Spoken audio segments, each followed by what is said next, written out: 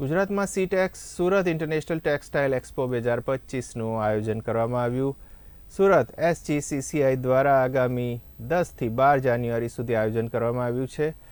સરસાણા સ્થિત Surat international exhibition and convention centre ખાતે ત્રિદિવસીય સીટેક્સ યોજાયું છે. આ એક્સપોનું ઉદ્ઘાટન ભાજપ ગુજરાત પ્રદેશ અધ્યક્ષ તેમજ કેન્દ્ર જલશક્તિ મંત્રી CR પાટીલના હસ્તે કરવામાં આવ્યું. ચેમ્બરના અતિ મહત્વાકાંક્ષી પ્રદર્શનનો પ્રમુખ ઉદ્દેશ્ય સુરતના ટેક્સટાઇલ ઉદ્યોગને વૈશ્વિક સ્તરે એક નવી દિશા અને ગતિ આપવાનો છે. ટેક્સટાઇલ ટેકનોલોજી એન્ડ મશીનરી માટે યોજાનારા એક્ઝિબિશનનો સીધો લાભ સુરતના વિકાસશીલ ટેક્સટાઇલ ઉદ્યોગને મળશે.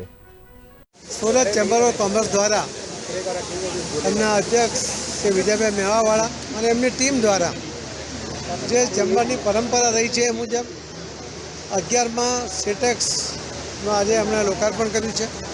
આ એક નવી શરૂઆત છે.